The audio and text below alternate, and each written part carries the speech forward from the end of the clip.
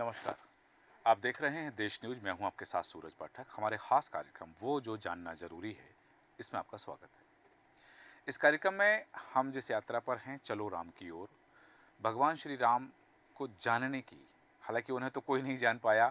जब स्वयं जगदम्बा भवानी सती उनके मोह में वशीभूत हो गई, तो हम और आप उन्हें नहीं जान सकते। लेकिन बाबा तुलसी ने जो लिखा है, उसका आशय क्या है? बाबा तुलसी क्या संदेश देना चाहते हैं? इस यात्रा में का जो आरंभ हुआ है, आज उस यात्रा में हम जिस सोपान पर हैं, और सती प्रसंग, जहां भोलेनाथ की भगवान श्री राम से भेंट हुई है, और उस भेंट के बाद में जब भोलेनाथ उन्हें सच्चिदानंद घनश्याम कहकर के प्रणाम करते हैं, और माता सती भोलेनाथ को जब राम जी को प्रणाम करते देखती हैं बिना अपना परिचय दिए, तो उनके मन में जो संदेह होता है, वो संदेह क्यों होता है? और एक दंपति, पति पत्नी के बीच का जो संवाद है, वो संवाद हमें क्या संदेश देता है? और भगवान श्री राम का जो ऐश्वर्य यहाँ प्रदर्शित होता है, उस ऐश्वर्य का वास्तविक अभिप्राय क्या है? इसी विषय पर हम चर्चा करेंगे। खास मेहमान हमारे साथ हैं, आपका परिचय कराते हैं। हमारे साथ में कथावाचक श्रद्धेय रमेश शर्मा जी हैं। आपका बहुत स्वागत है देश न्यूज में। श्रीमान, जैसा कि हम चर्चा कर रहे हैं जिस प्रसंग की, सती का मोह, या हम यूं कहें कि सती को भ्रम भी हुआ है, वो भगवान को पहचान नहीं पाई। हालांकि ये सब लीला है, जैसा आपने कल भी उद्धृत किया था कि ये भगवान की लीला है, ये शिव जी की लीला है। लेकिन यहाँ जो संदेश है समाज के लिए, वर्तमान संदर्भ में उस प्रसंग की प्रासंगिकता जो है, कि जब बाबा तुलसी लिखते हैं कि जब सती के मन में संदेह बैठ गया कि वो ब्रह्म नहीं है, क्योंकि ब्रह्म तो कोई और है। यदि वो ब्रह्म होते तो एक साधारण मनुष्य की तरह अपने पत्नी के वियोग में पत्नी को खोजते हुए इस तरह क्यों भटकते? तो उस संदेह के बाद जब बाबा भोलेनाथ कहते हैं कि जैसे जाय मोह भ्रम भारी, करहु सो जतन विवेक विचारी। यहाँ भोले भंडारी अपनी पत्नी को कहते हैं कि तुम्हारा जिस तरह से संदेह जो है वो मिट जाए, ऐसा कोई जतन कर सकती हो तो करो, लेकिन विवेक विचारी वो शब्द लिखा है बाबा तुलसी ने। वो संदेश क्या है? क्योंकि उसके बाद में चली सती सिवाय सपाई, करहीं विचार करो का भाई। तो ये जो संदेश है, ये जो प्रसंग है, सती का मोह, सती का भ्रम, और बाबा भोलेनाथ जब उन्हें आदेश दे रहे हैं, आज्ञा दे रहे हैं कि तुम्हें यदि मन में संदेह है, तुम्हारे मन में कोई भ्रम है, तो तुम जैसे चाहो उसे दूर कर सकती हो। ये संवाद हमारे वर्तमान में, हमारे वर्तमान परिवार में, हमारे पति पत्नी के बीच के जो वर्तमान में संबंध है, उन संबंधों को कैसे प्रस्तुत करता है? नहीं, निश्चित रूप से सूरज जी, बहुत अच्छा आपने प्रश्न किया है। तो जैसा कि हमने चर्चा भी की है, अवतार जो भी होते हैं, अवतार केवल संसार के कल्याण के लिए, उस संसार को सिखाने और समझाने के लिए होते हैं। उनके दो ही उद्देश्य होते हैं, एक तो दुष्टों से समाज की रक्षा, और दूसरा समाज की जीवन शैली कैसी हो, जीवन व्रत कैसा हो, समाज जीवन कैसा हो, उसका संदेश देना। अगर केवल दुष्टों का संहार करना ही प्रभु का उद्देश्य होता, तो वो जहाँ बैठे हैं वहीं से दुष्टों का संहार कर सकते हैं। नारायण खुद अपना सुदर्शन दे करके सारे दुष्टों का संहार कर देते, शिव जी अपने त्रिशूल से सारे दुष्टों का संहार कर देते, लेकिन फिर भी वो लीला करने के लिए पृथ्वी पर आते हैं। ये सारा का सारा प्रसंग माता सती और शिव, ये दोनों भी लीला कर रहे हैं। राम जी, सीता जी, लक्ष्मण, वो भी लीला कर रहे हैं। इस पूरे प्रसंग में जो भगवान शिव ने लीला करके संसार को समझाने का प्रयत्न किया है, वो पति पत्नी के बीच में किस प्रकार सामंजस्य होना, इसी प्रसंग में अगर आप देखेंगे तो बाबा तुलसी ने माता सती को जगदम्बा और अम्बा शब्द से भी उपयोग किया हुआ है। तो कहने का अर्थ है कि वो जगदम्बा है, वो अम्बा है, वो आदि शक्ति है। तो उसके बाद भी एक साधारण स्त्री की भांति उनको मोह हुआ और वो संदेह हुआ, और वो उसका निवारण कैसे करना। तो पति पत्नी के बीच में जो संबंध होते हैं, तो पत्नी को सबसे पहले तो अपने पति के वचन का, उनकी धारणा का, उनके कार्यों का अनुसरण करना चाहिए, समर्थन करना चाहिए। और यदि कुछ शंका आ रही है, तो संदेह हो रहा है, तो पति से प्रश्न करके समझ लेना चाहिए। और अगर संदेह नहीं मिट रहा, तो भगवान शिव ने कहा कि आप जाकर के जो जतन कर लीजिए जैसा आप उचित समझें। यहाँ पर माता सती की दो जो त्रुटियां हैं वो बाबा तुलसीदास ने की है। जैसा कि मैंने कहा है, माता सती ने कोई त्रुटि नहीं की, ये त्रुटि करने की भी लीला है। जी। पहली त्रुटि तो उन्होंने संदेह किया, और संदेह भी इस सीमा तक किया, शिव जी ने अगर समझाया है उनको तभी भी वो उनको इस बात समझ नहीं आई है। और दूसरा, फिर वो परीक्षा लेने के लिए गई, उनको परीक्षा लेने की अनुमति शिव जी ने दी। परीक्षा लेकर के लौट करके आकर के उन्होंने ये तथ्य शिव जी से छुपाया। भगवान शिव ने पूछा मुस्कुरा करके, भगवान शिव ने कहा कि मैं वृक्ष के नीचे बैठा हूँ, तुमको अपनी शंका समाधान का जो उपाय करना है तुम कर आओ। तो माता सती गई वहाँ पर माता सीता का रूप लेकर के, क्योंकि राम जी ने उनका हालचाल पूछा, भगवान शिव के बारे में पूछा, तो वो उनको बड़ा संकोच हुआ और वो लौट कर के आई। जब लौट कर के आई तो उन्होंने अपने पति से ये सत्य को छुपाया। उन्होंने कहा कि मैंने कोई परीक्षा नहीं ली, मैं आकर के जैसा कि आपने प्रणाम किया था मैं वैसा ही प्रणाम करके आई। यहाँ पर ये दो दायित्व अगर पत्नी के हैं तो पति के भी दो दायित्व जो हैं वो भगवान शिव ने समझाने का प्रयत्न किया है। पहला समझाया तो उन्होंने ये किया, यदि मेरी बातचीत से पत्नी का संदेश नहीं मिट रहा है तो वो जतन कर ले। दूसरा, वो समझ गए कि माता सती छुपाव कर रही हैं, तब भी वो मुस्कुराए, और मुस्कुरा करके उन्होंने कोई उनको उत्तर नहीं दिया और सहज रूप में ही कहा कि चलो अब कैलाश चलते हैं। तो कहने का अर्थ जो है, कहीं ना कहीं ये जो साम्यता है, एक दूसरे को समझने की बात है, वो समझने की बात माता सती ने और भगवान शिव ने यहाँ समझाने की कोशिश की है। लेकिन एक बात विशेष यहाँ पर देखने की है सूरज जी, कि संदेह भी हुआ है, और संदेह कुछ इस प्रकार हुआ है कि भगवान शिव ने संबंधों के बारे में भी सोचा कि इन्होंने अब चूंकि जगत जननी का रूप रख लिया है तो ये पत्नी के अस्तित्व में रहेंगी कि नहीं रहेंगी। लेकिन संदेह करने के बाद भी ना तो माता सती की प्रीत शिव जी के प्रति कम हुई है, ना शिव जी की प्रीत माता सती के प्रति कम हुई है। प्रीत में, स्नेह में और संबंध में एक अंतर आता है। प्रीत जो होती है, स्नेह जो होता है, वो सात्विक होता है, वो अलौकिक होता है। हम अपने जीवन में देखें, जो लोग संसार में नहीं हैं उनको भी हमसे प्रेम हो सकता है, जो हमसे कभी नहीं मिलेंगे उनसे भी हमको प्रीत हो सकती है। लेकिन संबंध लौकिक होते हैं, जो सामने नहीं है संबंध वहाँ पर शून्य में चला जाता है। तो माता सती और भगवान शिव ने जो लीला की है, प्रीति यथावत रही है, लेकिन संबंधों में भेद आ गया। ये संबंधों में भेद ठीक उसी प्रकार आ जाता है जैसा कि दूध है और उसमें एक बूंद अगर खटाई पड़ जाए तो दूध अलग अलग हो जाता है। तो संबंधों में जो संदेह है, एक दूसरे के प्रति विश्वास ना करना है, वो संबंधों की प्रगाढ़ता को कम करते हैं। तो भगवान शिव ने, माता सती ने ये लीला करके हमारे समाज जीवन को ये संदेश दिया है कि पति पत्नी के बीच में सामंजस्य रहे, तादात्म्य रहे, एक दूसरे की बातों पर विश्वास करें और उस आधार पर परिवार अच्छा चलेगा। इस प्रसंग में बाबा तुलसी ने एक चौपाई लिखी है कि जब भगवान भोलेनाथ, जब माता सती उनसे आज्ञा लेकर चली जाती हैं और भगवान भोलेनाथ मन में विचार करते हैं कि अब सती का कल्याण नहीं है, जिन्होंने ब्रह्म पर संदेह किया है। और उस संदर्भ में जो कुछ बातें भोलेनाथ जी के, भगवान शिव के मन में चल रही हैं, उस संदर्भ में बाबा तुलसी ने लिखा है कि हो ही वही जो राम रचि राखा, को करी तरक बढ़ावे शाखा। यहाँ बाबा तुलसी ने ये प्रारब्ध की बात लिखी है कि हो ही वही जो कुछ राम जी ने रच रखा है, जो सोच रखा है, जो प्रारब्ध है वो होकर रहेगा। लेकिन बाबा तुलसी की एक और चौपाई, जब इस कहीं हम उल्लेख होता है, और ये चौपाई बहुत साधारण है, हर व्यक्ति इस चौपाई से परिचित है, लेकिन एक और चौपाई जो बाबा तुलसी ने लिखी है, हालांकि वो किसी और प्रसंग में कहीं और लिखी है कि कर्म प्रधान विश्व करी राखा, जो जस करें सो तस फल चाका। तो ये जो दो चौपाइयाँ हैं, इस प्रसंग में जब भोलेनाथ जी ये सोच रहे हैं कि सती के लिए जो कुछ भगवान ने सोच रखा है कि हो ही वही जो राम रचि राखा, को कर तर्क बढ़ावे शाखा, इस प्रसंग में इस चौपाई की उपादेयता के संदर्भ में चाहूंगा कि प्रकाश डालें आप। देखिए, यहाँ दो बात आती है। एक सबसे पहली बात तो ये है, कोई भी प्राणी किसी को भी कर्म से मुक्ति नहीं है। अगर किसी को लगता है कि वो घर गृहस्थी छोड़ करके वन में चला जाएगा, तब भी उसको कर्म से मुक्ति नहीं है।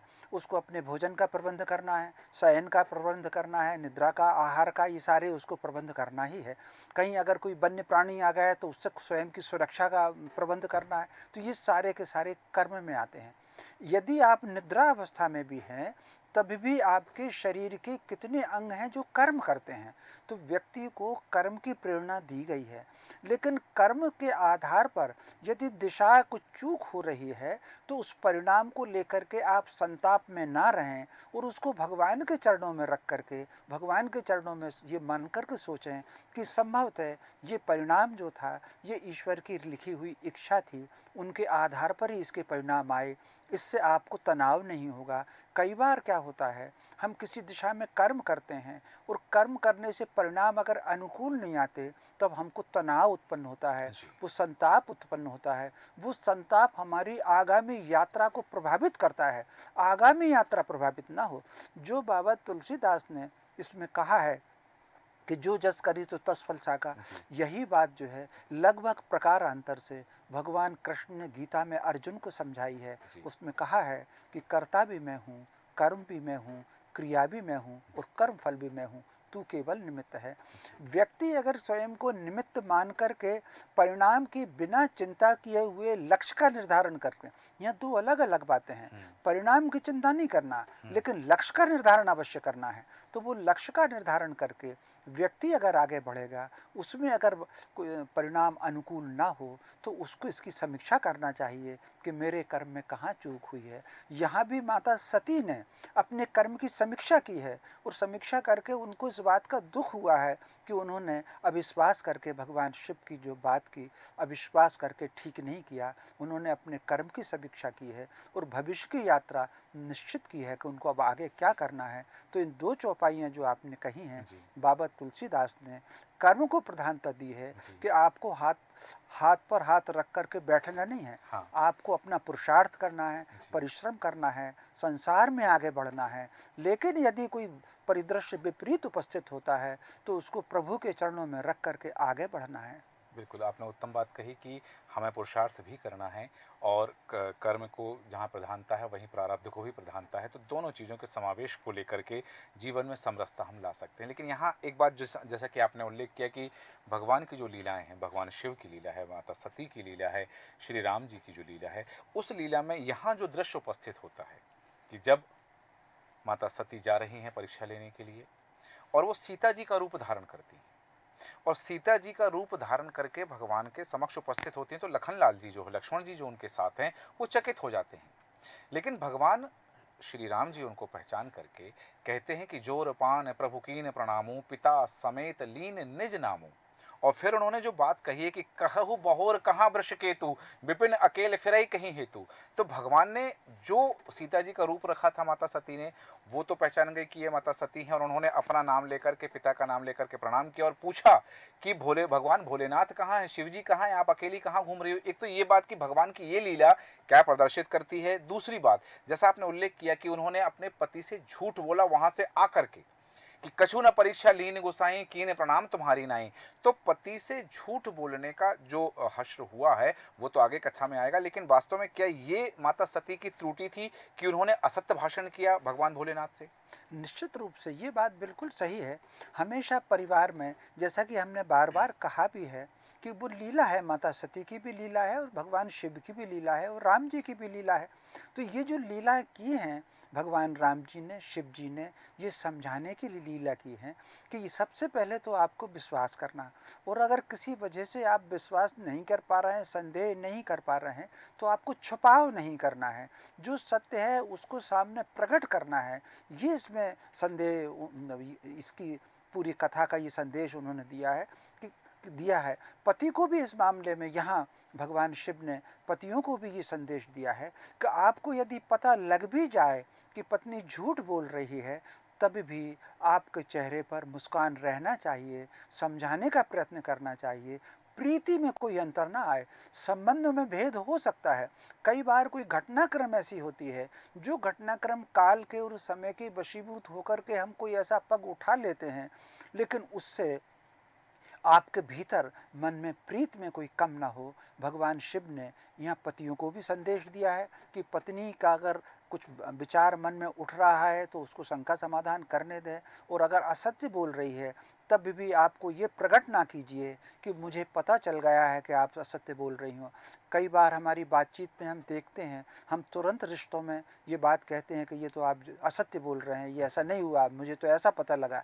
इससे तनाव पैदा होता है। तो भगवान शिव और माता सती ने असत्य का पता लगने के बाद भी चित्त को शांत रखना, मुस्कुरा कर के अपने जीवन साथी को, अपने परिवारजन को स्नेह देना, भगवान शिव ने स्नेह में कोई कमी नहीं की थी, वो देना, ये इस पूरी की पूरी घटना से, ये लीला से ये संदेश है समाज को।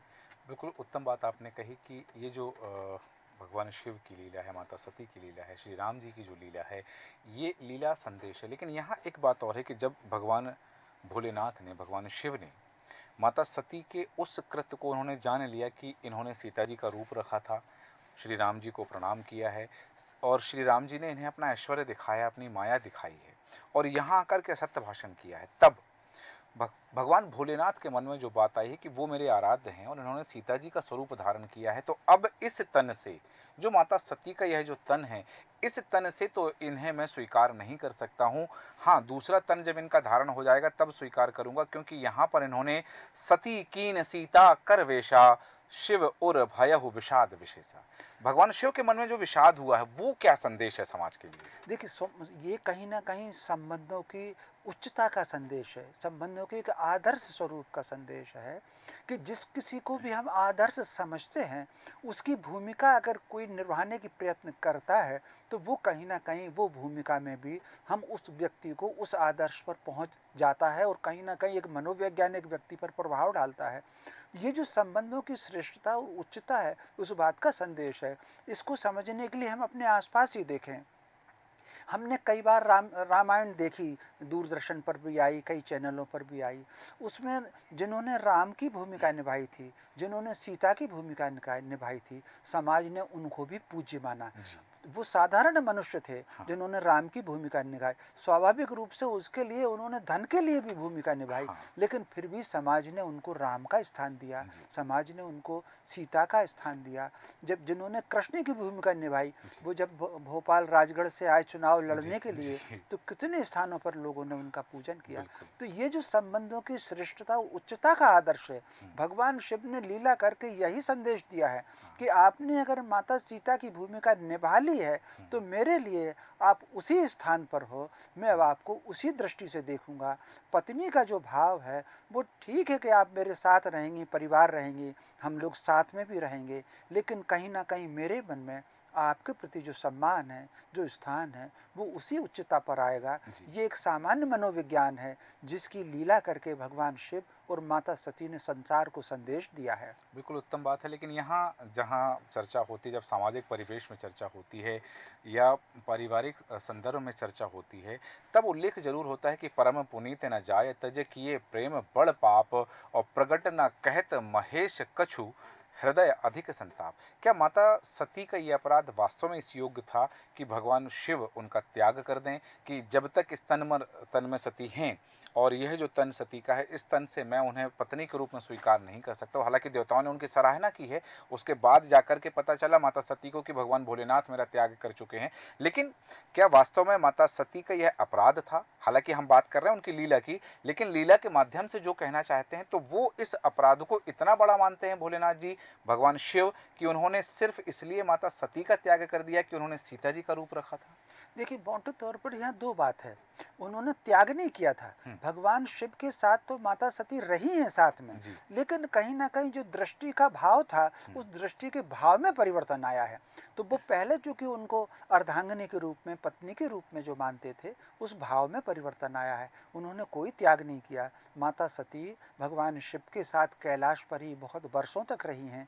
इस घटना के बाद भगवान शिव अगर तप में चले गए हैं, तब भी माता सती वहीं रही हैं, तो उन्होंने त्याग नहीं किया था। ये कहीं ना कहीं ये जो भावनात्मक उच्चता है और भावनात्मक आदर्श है और भावनात्मक जो संप्रेषण है, ये इसका संदेश समाज को इस लीला के साथ दिया गया है।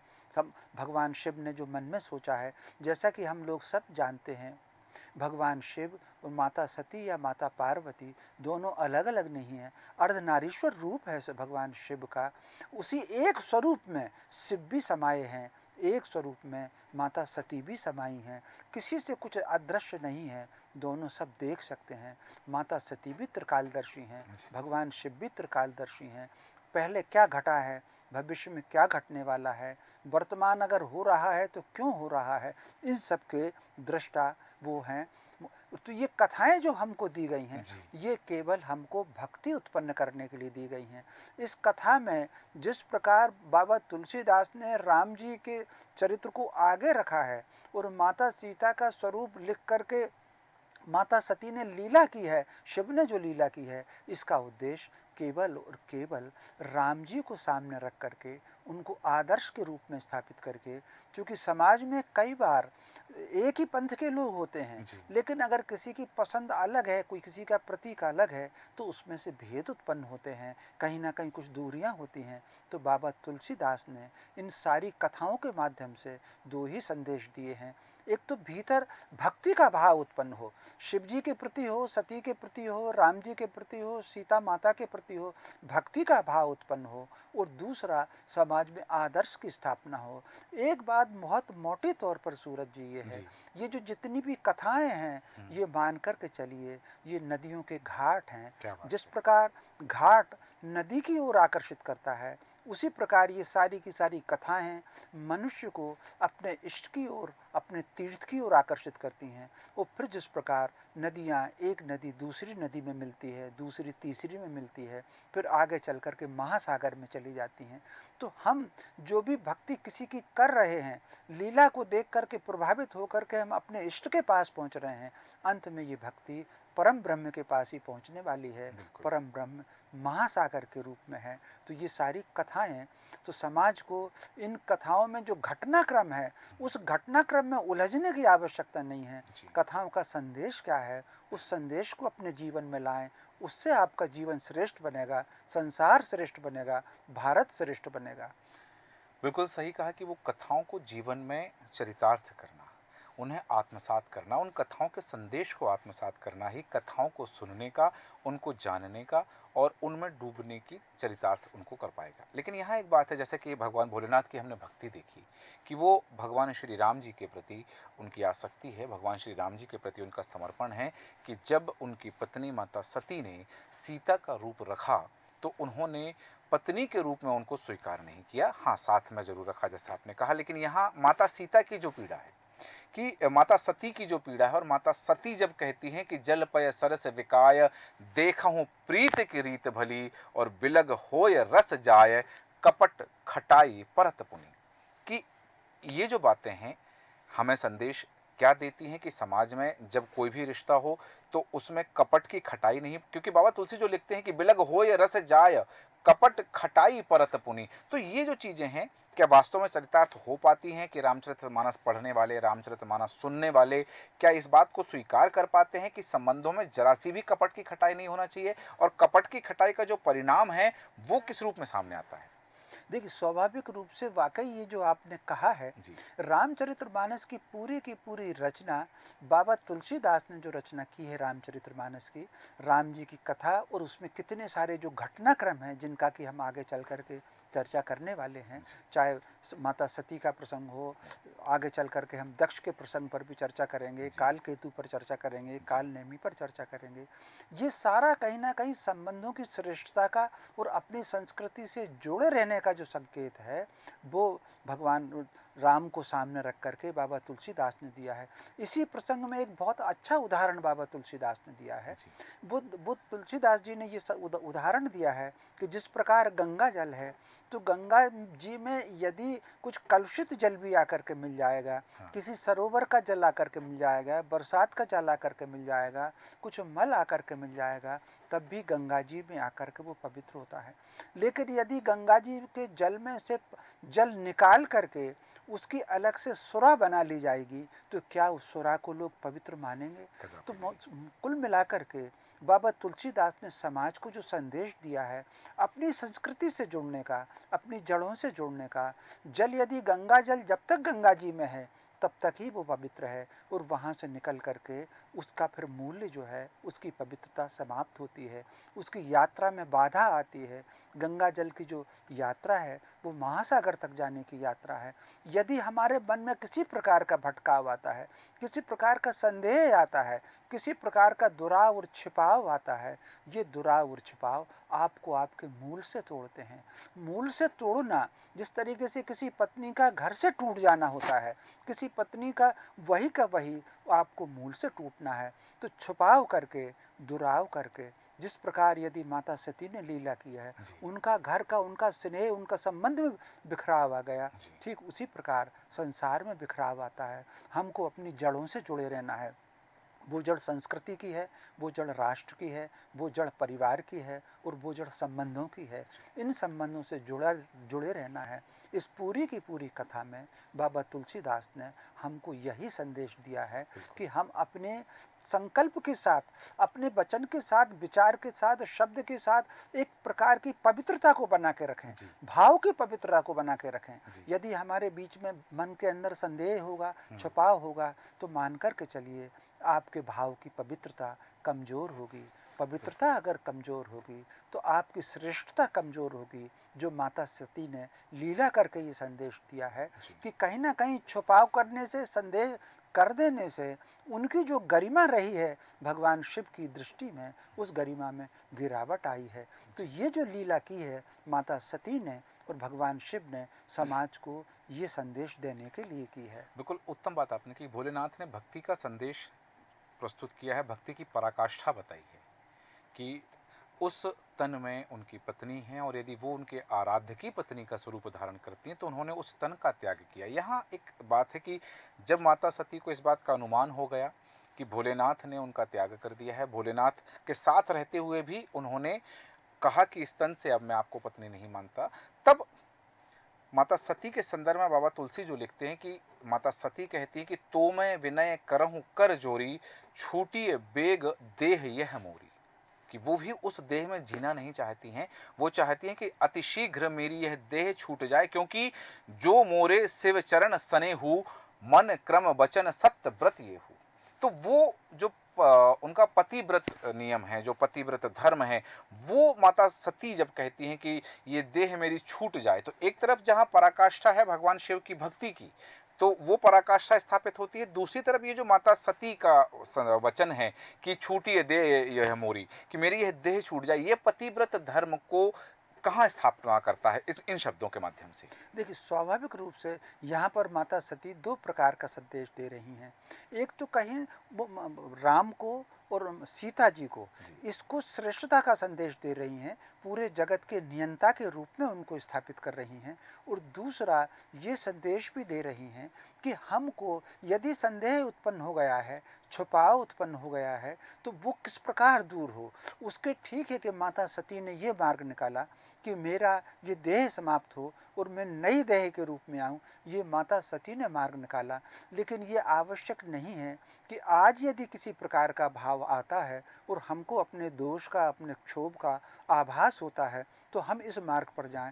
ये उन्होंने संदेश दिया है कि यदि किसी प्रकार संदेह आ जाए, किसी प्रकार कुछ अंतर आ जाए दोनों के बीच में, तो उस अंतर के निवारण का उपाय क्या हो सकता है। क्योंकि भगवान शिव ने ये निर्णय कर लिया था कि अब ये मेरी पत्नी के समकक्ष नहीं है, क्योंकि वो भगवान शिव का निर्णय था। इसलिए माता सती ने नए जन्म लेने की ये एक प्रार्थना की उनको, तो उन्होंने राम जी से ही फिर प्रार्थना की है।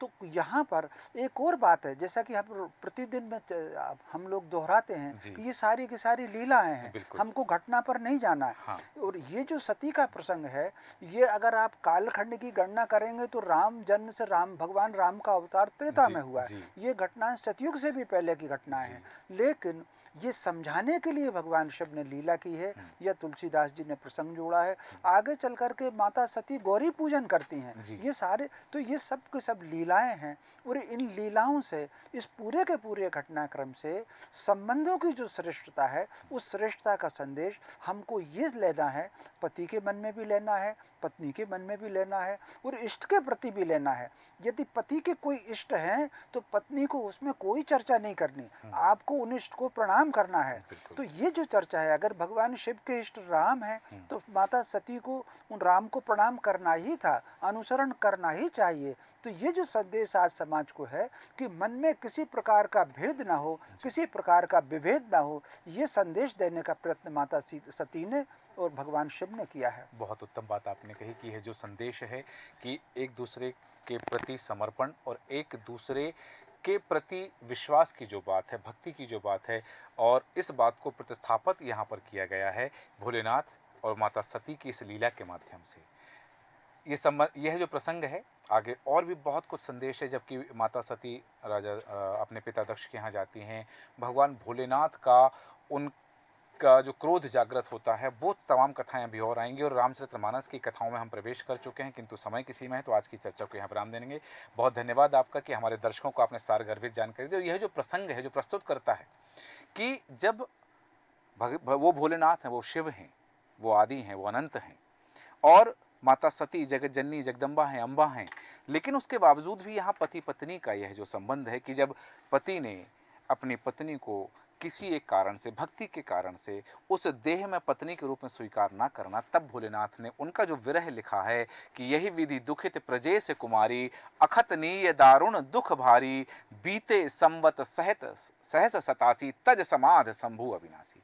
कल जब भगवान भोलेनाथ की समाधि खुलेगी, तब माता सती का क्या शब्द होते हैं, वो क्या अपनी इच्छा प्रकट करती हैं, इस पर हम चर्चा करेंगे। बने रहें देश न्यूज़ के साथ। नमस्कार।